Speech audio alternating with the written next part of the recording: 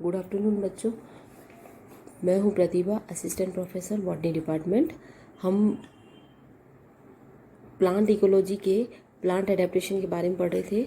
हमने previous video में आपको हाइड्रोफाइट के बारे में बताया था, जलोद्भिद कि किस तरह से जलोद्भिद पादप अपने आप को जलीय परिस्थितियों में अनुकूलित रखते हुए उत्तम जीवन जीने की कोशिश करते हैं। नेक्स्ट अब इस वीडियो में हम पढ़ेंगे जीरोफाइट्स के बारे में। जीरोफाइट्स जिसको हम हिंदी में मरुद्भिद कहते हैं। जीरोफाइट जो वर्ड है वो एक ग्रीक वर्ड से उसका उद्भव हुआ है। जीरोस का अर्थ होता है ड्राइनेस यानी कि शुष्क, और फाइटोन जो वर्ड है वो प्लांट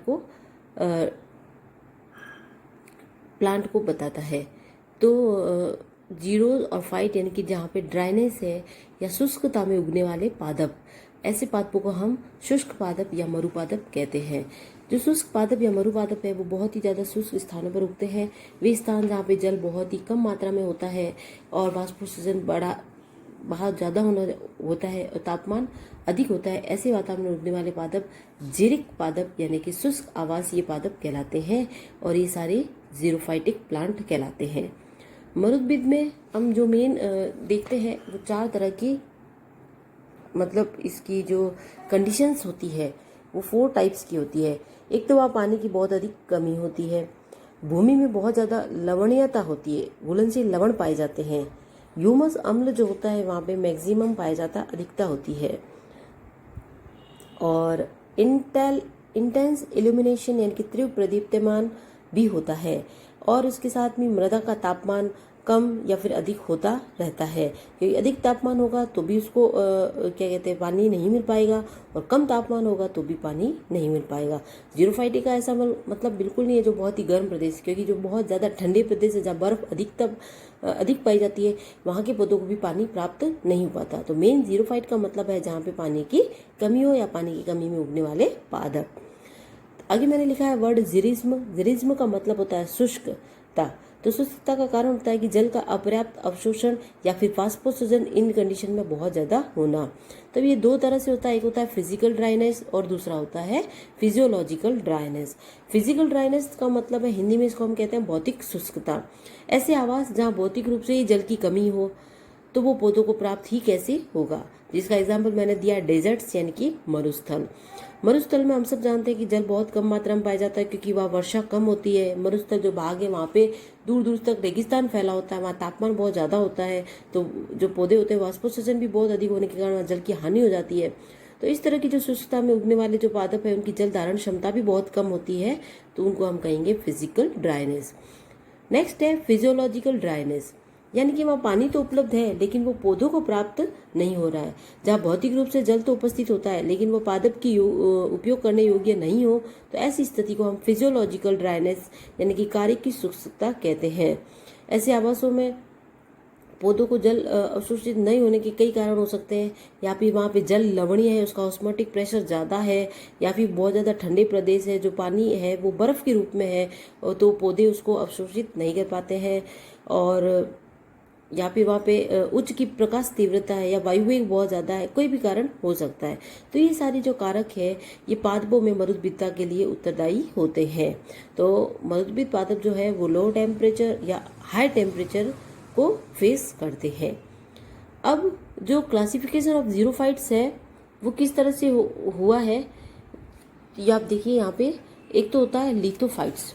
लिथोफाइट्स जो है उसका हिंदी में मतलब है सलोद्भिद, यानी कि जो पर्वतों की चट्टानों पर उगने वाले पादप है, तो वहाँ पे भी पानी की कमी होगी क्योंकि पर्वतों पर बहुत ज़्यादा ढाल होता है, तो पानी तो आता है लेकिन वो टिकता नहीं है, वो बहकर चला जाता है। तो वहाँ के पौधों को भी पानी की कमी की फेस करना पड़ता है। हिमोद्भिद यानी कि हिम यानी बर्फ या ठंडे प्रदेशों में उगने वाला पादप, तो इसको हम इंग्लिश में कहते हैं क्रायोफाइट्स, और इसका एग्जाम्पल है ध्रुव या पर्वत शिखरों पर जो जमी हुई बर्फ है उस पर पाए जाने वाले पादप। नेक्स्ट है ऑक्जिलोफाइट्स। ऑक्जिलोफाइट्स होते हैं अम्लीय मृदा में उगने वाले पादप, यानी कि जो जहाँ पे ऐसी मिट्टी जो बहुत ज़्यादा अम्लीय है, जिसकी पीएच कम है, मतलब बिलो 2 to 5 है या 5 to 6 भी हो सकती है, तो ऐसे पादपों को पानी ग्रहण करने में प्रॉब्लम आती है, तो वो भी उस कमी को फेस करते हैं। फिर है सेमोफाइट्स यानी कि बालुकोद्भिद। बालुकोद्भिद जो है वो रेत, बालू मिट्टी या बालू मिट्टी के टीलों जो है उस पर उगने वाले पादप को हम कहते हैं। पांचवा है हेरोफाइट्स यानी कि लवणोद्भिद, लवण मृदोद्भिद यानी कि लवणीय मृदा या समुद्री लवणीय मृदा जिनका ऑस्मोटिक प्रेशर ज्यादा होने की वजह से वो जल को ग्रहण नहीं कर पाते हैं, तो इनको हम कहते हैं हेलोफाइट्स या लवणोद्भिद। अब कियरने और सॉन्ड्स जो है उन्होंने मरुद्भिद को शुष्क अवस्था सहन करने की आधार और शुष्क प्रतिरोधी क्षमता के आधार पर 3 भागों में बांटा है। वो है एक तो ड्रॉट एस्केपर जीरोफाइट, जिसको हम हिंदी में कहते हैं जलाभाव पलायनी मरुद। इसके एग्जाम्पल है आर्जिमोना मैक्सिकाना, केसियाटोरा, क्लियम वेसिकोसा, विस्कोसा, एंडिगो फेरा। तो जलाभाव पलायनी मरुद्भिद को हम सत्य मरुद्भिद नहीं मानते हैं, क्योंकि एक तो इनका जीवन काल बहुत ही छोटा होता है, अल्पकालिक होता है, लगभग ये 1 वर्षीय शाक पादप होते हैं, तथा इनका जीवन चक्र कुछ ही सप्ताह का होता है। जैसे ही वर्षा ऋतु आती है अपना जीवन पूरा कर लेता है, और जब वर्षा ऋतु चली जाती है, शुष्क वातावरण होता है, तो यह अपना जीवन शुष्क ऋतु आने से पहले ही अपना जीवन पूरा कर लेते हैं। और इनकी जो शुष्क ऋतु होती है वो बीज अवस्था में ही ये बिता देते हैं। तो जलाभाव का बहुत ही कम ये मतलब अपना फेस करते हैं, ऐसी परिस्थितियों को बहुत ही कम फेस करते हैं। इस कारण से इसको हम सत्य मरुद्भिद नहीं मानते हैं, इसलिए हम इसको कहते हैं जलाभाव पलायनी मरुद्भिद, यानी कि जैसे ही जलाभाव का होता है, जल का अभाव होता है, तो ये पलायन कर जाते हैं। इसके एग्जाम्पल मैंने बताया आपको आर्जिमोना मैक्सिकाना और Cassia tora, Cleome viscosa, Mollugo, Gynandropsis gynandra etcetera. Next drought enduring plant. Drought enduring plant जिसको हम हिंदी में कहते हैं जलाभाव सहिष्णु पादप, यानी कि ये बीज के हैं, यानी कि ये थोड़ी बहुत मरुस्थली की जो कमी मतलब पानी की कमी है उसको सहन करते हैं। इसके एग्जाम्पल है कैपिरिस डेसिडुआ, प्रोसोफिस सिनेरिया। प्रोसोफिस सिनेरिया जो है वो खेजड़ी हमारा राजस्थान का राज्य वृक्ष है। ये पादप 1 वर्षीय या बहुवर्षीय या शाकीय या झाड़ियों के रूप में होते हैं। जैसी शुष्क परिस्थिति आती है तो इनकी वृद्धि की दर बहुत ही धीमी हो जाती है। जितनी मात्रा में इनको जल उपलब्ध होता है उसमें ही ये वृद्धि करते हैं। तो इनमें जल संग्रह का कोई प्रबंध नहीं होता है, और जल की अगर लंबी अवधि तक इनका जलाभाव हो तो इनकी जो पत्तियां या तो झड़ जाएगी या फिर ये सूखा पड़ जाएगा इसका प्ररोह। तो ऐसे हमने कई पादप देखे हैं अपने आसपास। तो जैसे केर है तो वो उसका कैसा तना एकदम सूखा सूखा होता है, ताकि वो भूमि के और इनके भूमिगत अंग होते हैं वही जीवित रहते हैं। जैसे ही वर्षा आती है, जैसे ही इनको पानी प्राप्त होता है, तो ये अनुकूल परिस्थितियों में वापस वृद्धि कर लेते हैं। तो इस प्रकार ये जलाभाव की अवधि के दौरान मेन रूप से ग्रोथ नहीं कर पाते हैं। तो इनमें 2 तरह की फेजेस देखने को हमें मिलती है, तो इसलिए हम इसको कहते हैं जलाभाव सहिष्णु पादप या ड्रॉट एंड्योरिंग प्लांट। इसके एग्जाम्पल है कैप्रिस डेसिडुआ, केयर, कैलोट्रोपिस प्रोसेरा, आंकड़ा जो हमें आसपास देखने को मिल जाएगा, कैलिगोरम पोनिगाइट्स, फोग जिसको हम कहते हैं, तो ये सब है। उसके बाद में है ड्रॉट रेजिस्टेंस प्लांट। इस पे मैंने स्टार लगाया है क्योंकि यही सत्य मरुद्भिद है। इनको हम वास्तविक मरुद्भिद कहते हैं, क्योंकि इसके अंदर ऐसी कंडीशंस, ऐसे मतलब अनुकूलन है कि ये कैसे भी पानी की कमी हो उसमें ये जीवित रहते हैं, और अपने आप को ये इन जलीय अभाव में अपने जीवन को उत्तम बनाने के लिए अच्छे से अच्छे अनुकूलनों का अपने अंदर निवास करवाते हैं। जैसे मैंने पहला वर्ड लिखा है पेंटोसांस। अब पेंटोसांस क्या होता है? पेंटोजेंस, जिसको हम इंग्लिश में पेंटोसेंस कहते हैं, ये सरल होते हैं। तो इनके पादप मोटी भित्ति की इनके अंदर कोशिकाएं होती है, और इनके अंदर पतली भित्ति वाले जो मृदुतक होते हैं वे नहीं पाए जाते हैं। इनकी कोशिकाओं में पेंटोसेंस उत्तक बहुत ज्यादा मात्रा में पाया जाता है। अब पेंटोसेंस उत्तक का क्या कार्य होता है? वो वाटर रिटेंशन करता है, यानी कि जल को अपने अंदर ग्रहण करता है, जल को अपने अंदर बांधे रखता है, जल का परिबद्ध कर देता है, तथा इनका जो मूल तंत्र रूट स्टेम होगा वो बहुत ज्यादा गहरा होगा। तो जहाँ पे जल इनको आसानी से मिलेगा, या जल की खोज के लिए इनकी रूट्स बहुत लंबी हो जाती है, और ऐसे पौधों को हम फ्रियोफाइट्स कहते हैं, जिनकी मूल तंत्र लंबा होकर वाटर टेबल तक पहुंच जाता है। और इनके अंदर जो तना होता है वो शाखित होता है और मृदा की ऊपरी परतों तक ही सीमित रहता है, और जल संग्रह की इनकी क्षमता बहुत अधिक होती है। दूसरा, इनके अंदर जो पत्तियां हैं वो कांटों के अंदर रूपांतरित हो जाती है, या फिर उनमें पत्तियों का अभाव पाया जाता है, या फिर पत्तियों का जो कार्य है वो तना ही हरा होकर करता है। तो इस तरह से जैसे हम देखते हैं एलोवेरा में, तो इस तरह से एक इतने अच्छे अच्छे जो मरुद्भिद के जो अनुकूलन है इन पादपों ने अपने अंदर मतलब इस वातावरण की अनुक्रिया के कारण अपने अंदर अनुकूलन पैदा किए हैं, तो ये सत्यमरुद्भिद कहलाते हैं। अब इन ड्रॉट रेजिस्टेंट प्लांट को 3 भागों में हमने साइंटिस्ट ने बांटा है, जिसको हम पहला कहेंगे एपिफेरल्स प्लांट, यानी कि अल्पकालिक प्लांट जो बहुत ही कम टाइम के लिए जीवित रहते हैं। सेकंड है सक्यूलेंट प्लांट, यानी कि गूदेदार पादप, और थर्ड है नॉन सक्यूलेंट प्लांट, यानी कि अगूदेदार अमांसलोदित पादप। एपीमेरल जो प्लांट है,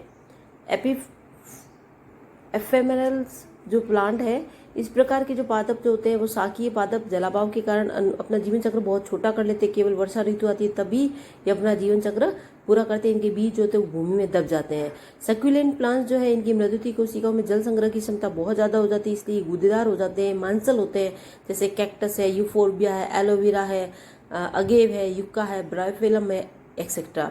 अमांसलोदित पादप जो होते हैं ये काष्ठीय झाड़ी के रूप में होते हैं। ये जलाभाव की स्थिति को सहन नहीं कर पाते हैं और ये सत्यमरुद्भिद पादप होते हैं।